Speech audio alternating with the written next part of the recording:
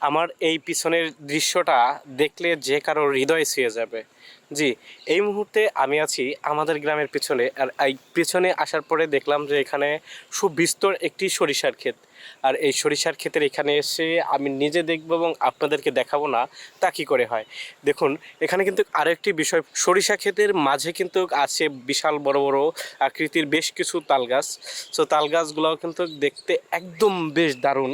এখানে কিন্তু আরও অনেক আগে, বিশেষ করে আরও কয়েক বছর আগে, 5-7 বছর বা 10 বছর আগে আরও কিন্তু বেশি অধিক পরিমাণে তাল গাছ ছিল, যা দেখতে কিন্তু আরও বেশি ভালো লাগতো।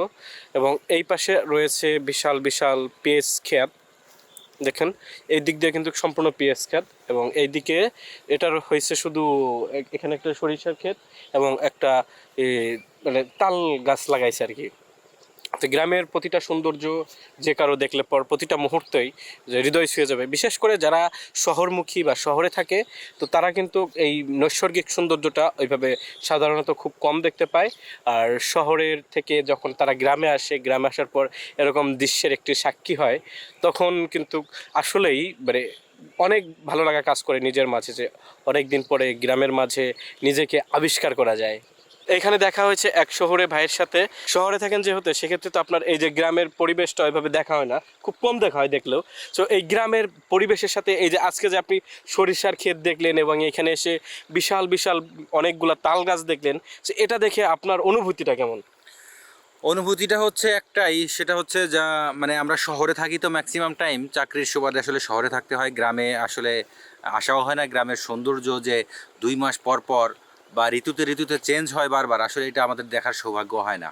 তো আজকে শুক্রবার হওয়ায় সাধারণ ছুটি থাকায় গ্রামে এসেছি এবং এসে দেখলাম যে আরও কয়েকটা দিন আগে আসলে মনে হয় ভালো হতো, কারণ আমাদের পিছনেই দেখতে পাচ্ছেন যে পেঁয়াজের ক্ষেত, যেটা হচ্ছে সারা বাংলাদেশব্যাপী স্বীকৃত যে এই সালথা উপজেলা হচ্ছে পেঁয়াজের জন্য বিখ্যাত।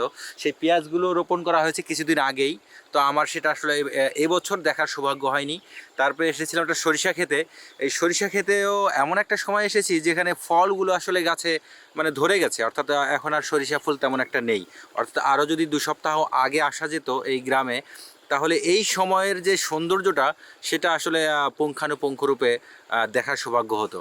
তো যারা আসলে গ্রামে আসেন না বা আসার সুযোগ পান না, তাদের কাছে রিকোয়েস্ট থাকবে, গ্রামের সৌন্দর্যকে যদি আপনি মন থেকে রিয়ালাইজ করতে চান, তাহলে অবশ্যই আপনাকে গ্রামে আসতে হবে।